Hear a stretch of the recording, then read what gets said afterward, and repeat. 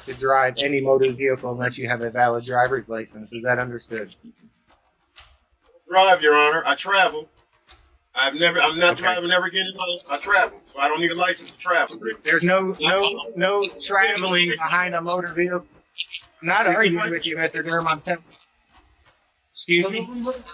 I've already read the Supreme Court case law. I have the right to travel, sir. I'm not a creature of statute. I am not under statutory law. I would demand that this proceeding take place under common law, as I am a live flesh and blood human being, under no authority but that of God. You are here as a criminal actor.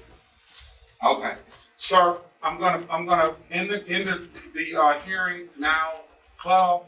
Hold on a second, did you catch that? A dark web job, that's not the explanation most judges hear when asking about employment history.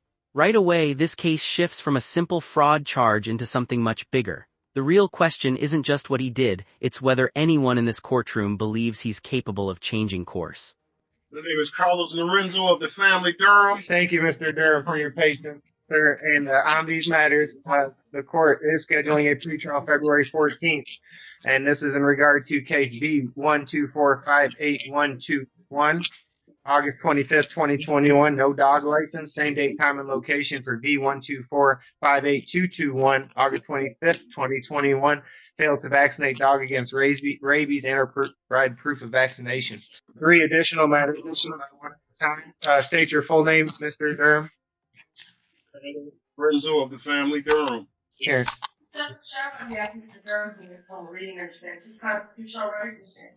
Or waive formal reading under a plea of not guilty. Mr. Durham, the court scheduling a pretrial date on this matter via Zoom. You must attend February the 27th, 8:30 a.m., 36th District Court in front of Judge Bryant. Understood?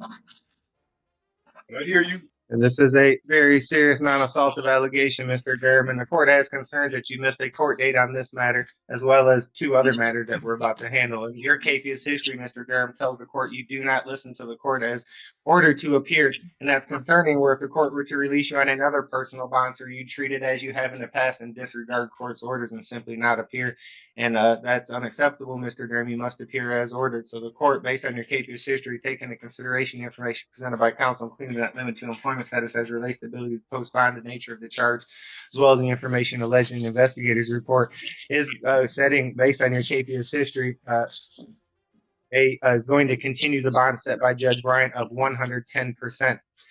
Is that an affordable bond? It's not. Okay, so on that matter, the court is setting an unaffordable bond redetermination hearing. During this bond, you are not to purchase or possess a firearm or any dangerous weapon, and you are not to drive any motor vehicle unless you have a valid driver's license. Is that understood? Drive, Your Honor. I travel. I'm not driving ever again. I travel, so I don't need a license to travel. There's no traveling behind a motor vehicle.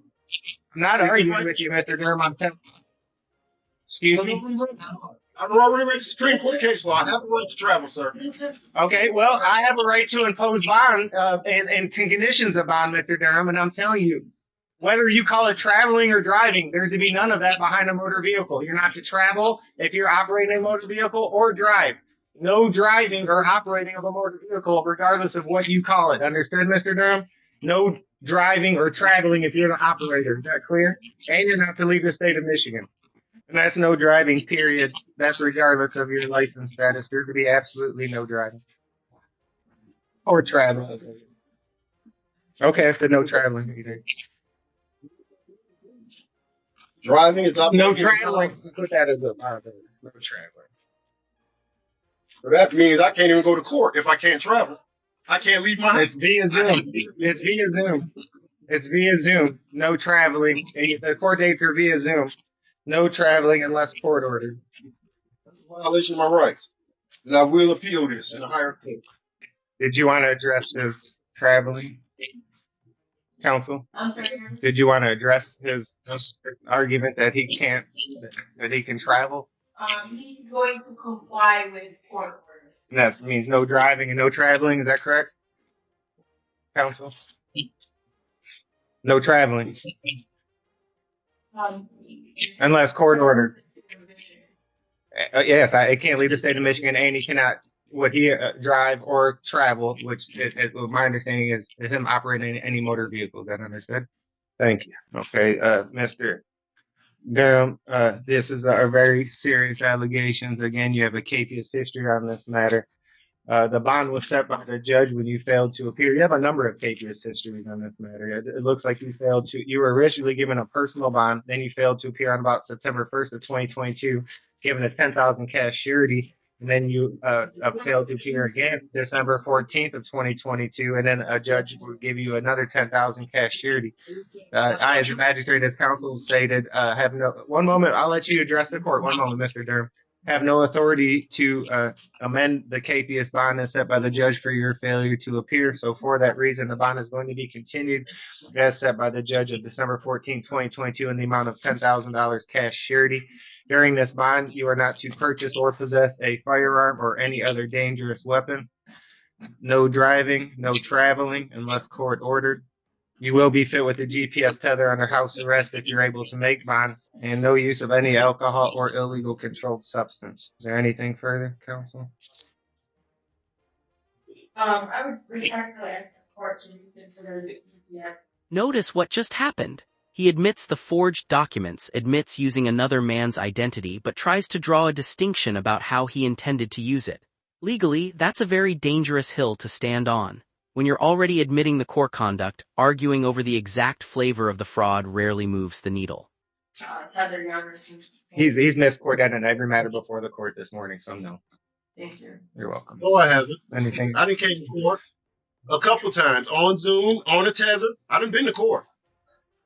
But not all of the times it does not appear, Mr. Durham. It looks like you missed court more than once on that matter that we just handled. Anything else on that matter? The county jail. I missed court on account of the county jail. They wouldn't take me to court. I missed court because of the county jail would not take me to court. That's not my fault. And Mr. Durham, the court has the same concerns, sir, that you've had a capious on this matter as well as the matters before the court previously, and that demonstrates to the court that you failed to appear as ordered, and that's concerning regarding your intention to appear and handle this matter. It looks like you're on a personal bond by an Honorable Magistrate Ramsey Heath, where you failed to appear on or about December 14, 2022, and a bond was issued at 10,000 cash surety. I, as a magistrate, have no authority to change that bond as set by the judge.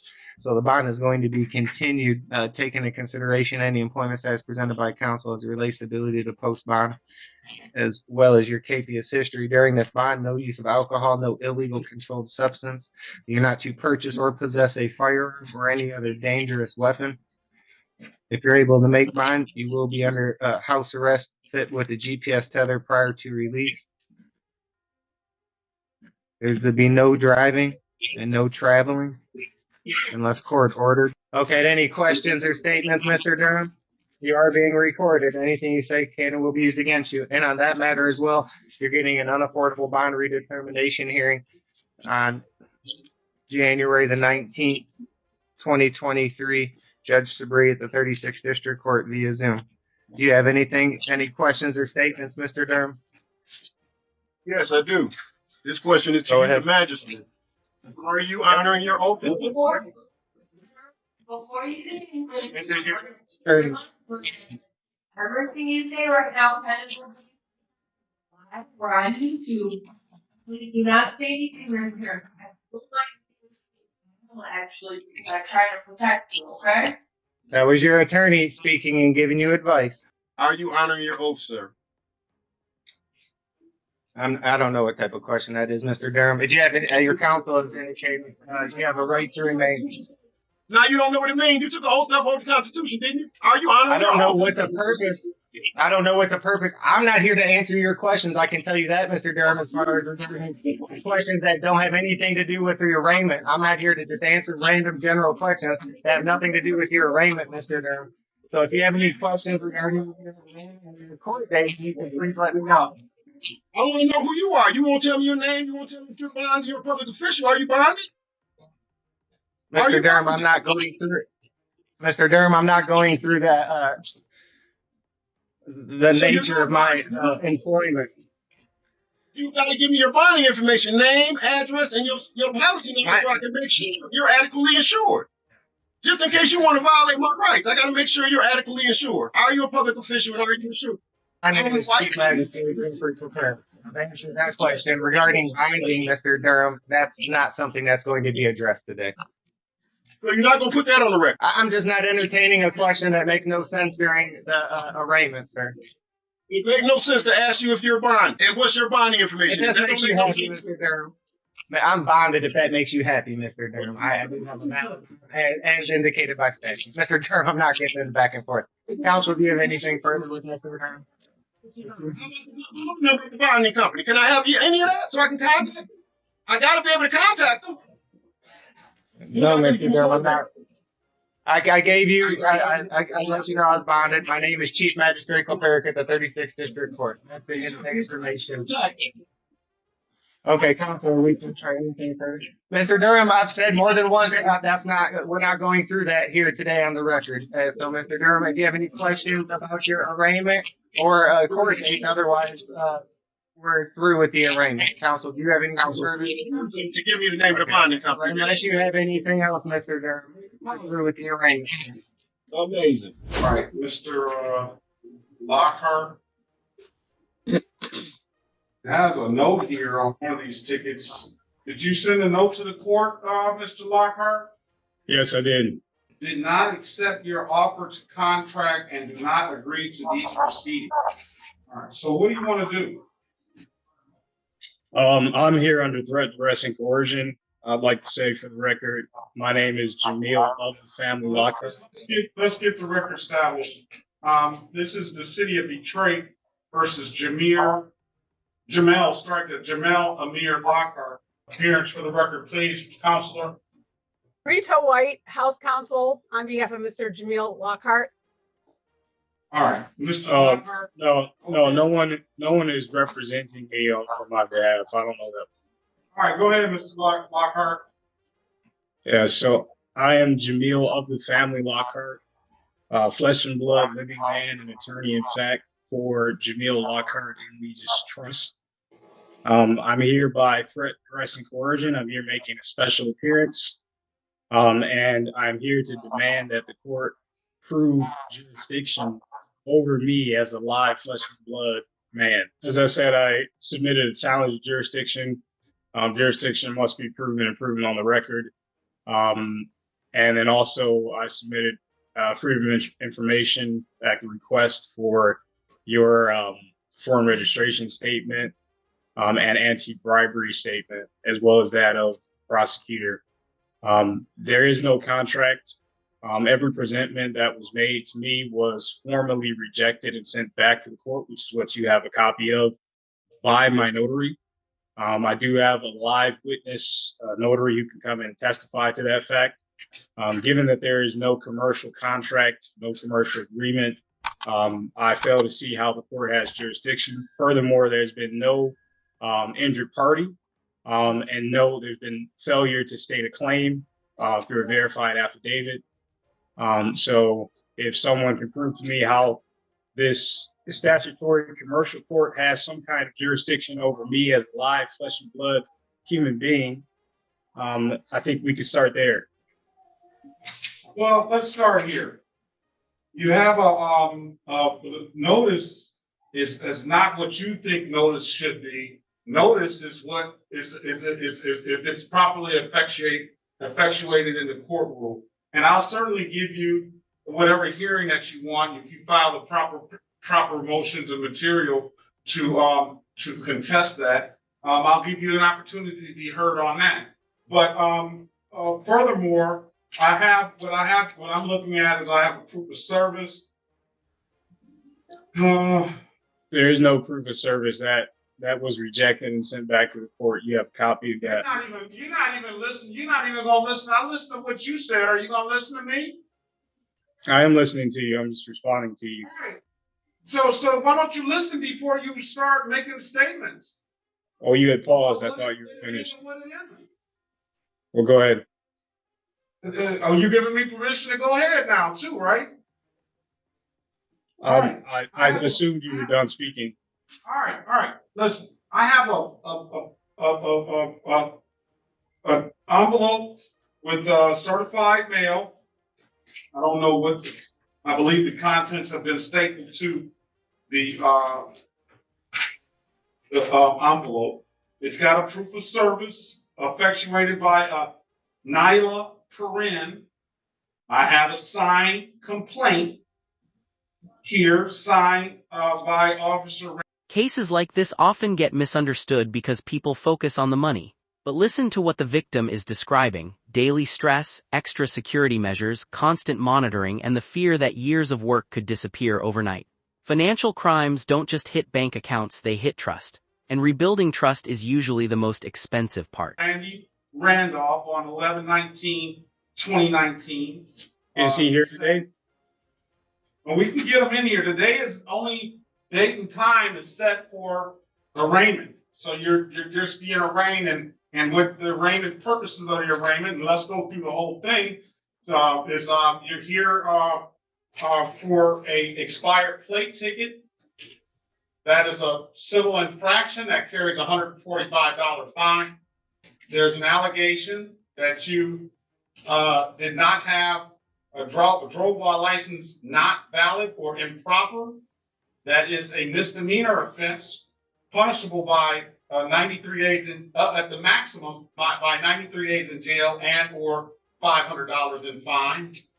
On the same day and time, it was an allegation that you did not provide proper insurance. That is a misdemeanor, as it's written here, and that is punishable by the maximum possible penalty of 93 days in jail and or $500 in fines. There's also a warrant for your arrest for an allegation of an improper, not valid driver's license. So today is the date and time set for arraignment. You have the option of pleading guilty, not guilty, or standing mute. You stand mute, I'll enter a not guilty plea on your behalf. What would you like to do, sir? I am here under threat, duress, and coercion to demand You're that not this here under threat, duress, or through some kind of jurisdiction. And until jurisdiction has been proven, we can go no further. I would also like to ask you, is this proceeding taking place under common law? This proceeding is taking place in accordance with the courtrooms and the statutory laws of the state of good. Michigan. So I am not a creature of statute. I am not under statutory law. I would demand that this proceeding take place under common law, as I am a live flesh and blood human being, under no authority but that of God. All right. I'm not going to go back and forth. I'm going to give you another court date. I don't have any All I need you to do is prove jurisdiction. You don't tell me what you need me to do, sir. Don't do that. Just let me finish. With all due respect, the court must prove jurisdiction. I understand that. We can get this over with quicker rather than later if you let me do my job. What I was trying to say, you're making your claim and stating your case that the court doesn't have jurisdiction over me. In order for me to properly review that and go, it's got to be done according to the court rules. I need a motion, and I will read it. I will read that motion. I have submitted a motion to dismiss for lack of subject matter jurisdiction. I don't have it. I don't have it in front of me. And then I'll give you a motion. I have a timestamp copy of it if you'd like me to show you. All right. You got to submit it to the court. Look at the. It was filed by the clerk just 2 days ago. Okay, I have a well, timestamp copy of it. It hasn't got to the file. I'm going to give you another pretrial date. I would like to say I do not consent. The court has to prove jurisdiction. I filed that document a few days ago. Anything short of that is an admission that there is no jurisdiction and we have no further business. We have no contract. Have a great day, sir.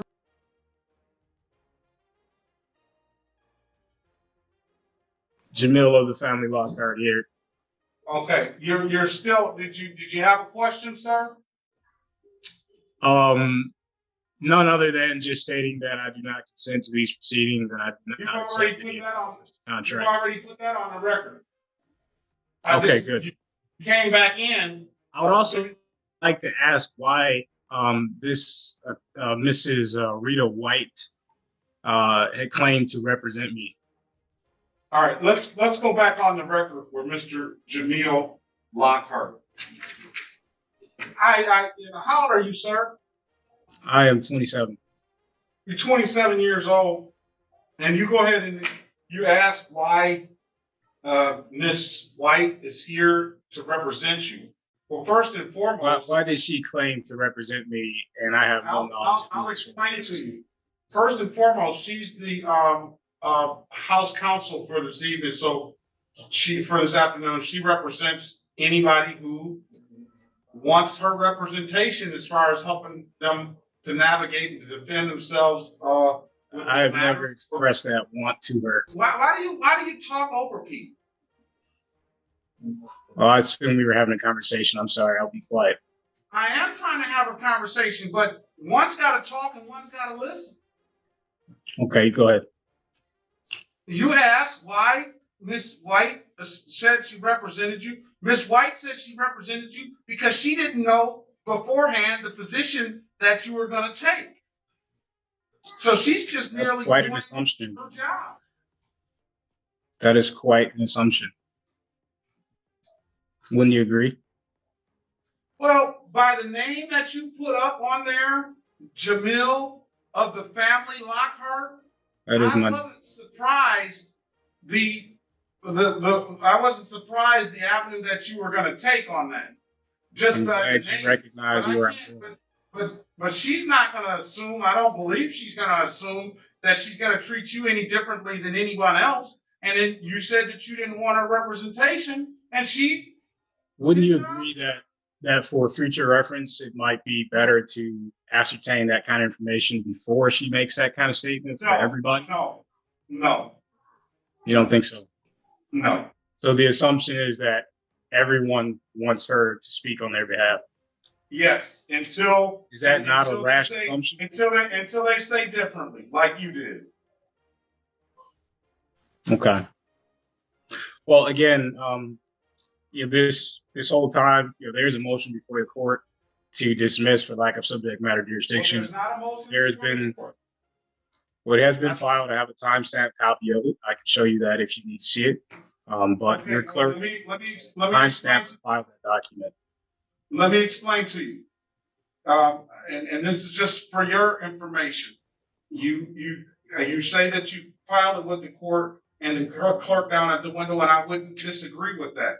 But typically you want to, when you do your filings, that's why you want to have a judge's copy and you want to specifically have that copy hand delivered to the judge's chambers. So we don't rely on the court clerks downstairs at the windows to make sure that these files get put into the proper place. You're not going to make. Who do you rely on for that? You're making, and because you don't want to make that assumption that that file is going to get into the correct file. You don't want to make that assumption. Would you agree?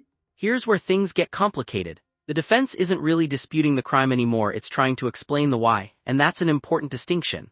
Courts can consider hardship, addiction, and homelessness during sentencing, but there's a major difference between explaining behavior and excusing behavior. The judge is about to decide which side of that line this case falls on. Who do you rely on to make sure that filed documents get to the right place? Get into the person that's filing it, yourself. So it is not, you're telling me it's not the duty of the clerk to ensure that documents are filed in the case where the judge can view those documents. Well, on my capacity, that document was sent to the court. It was sent to the court by a notary. So I do have a live witness to attest to that fact. It has also been time-stamped. That was recorded as well. I have checked all my boxes when it comes to notifying the court. I've also given you a demand for your Freedom of Information Act request for your foreign registration statement and your anti-bribery statement. The idea or the fact that you do not have that is an issue, and it would mean that you are committing a crime against me and holding this statutory proceeding and trying to confuse me as a live flesh and blood man that I am a corporation beholden to the corporation which you represent. And that is my main point here today, is to tell you that I am not under your jurisdiction. I am a live flesh and blood man. You've already stated that this is not a common law proceeding. I am under no law but common law. We have no commercial contract which would enter us into any kind of statutory law. Okay. So Sir, I failed to let me see stop. the Let me issue. stop you. And there's Let me- also let me no stop you, verified complaint with a Let me signed stop you, sir. affidavit. Sir, let me stop you. And I'll let you put that on the record. I'll let you put it on the record already. We've already done those things. So, I'm gonna end What it. you're I'm gonna committing end here it. is a fraud against the people. Okay, That's I'm what gonna you're end it. participating in. okay. Whatever your position And without is. without your foreign registration statement, that's an admission that you are here as a criminal actor. Okay, sir, I'm gonna end the hearing now. Club. And I do not consent to And I'm any gonna further remove hearings on this issue or this matter.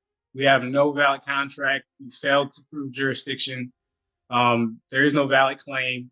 All right. You've I do already not said consent. that, sir. I've already let you make a record, and I don't want you to mention any more because I'm gonna hold you in contempt of court. Okay? So I let you make your record. I set a date. Do whatever you feel like you need to do. I'm here to tell you that I am not under your jurisdiction. That may have been the moment the sentence became inevitable. When the defendant describes identity fraud as simply doing a job, the judge hears something very different, a lack of accountability. Whether that's fair or not, perception matters in court. And when a judge believes someone still doesn't fully grasp the seriousness of their actions, prison starts looking a lot more likely than probation.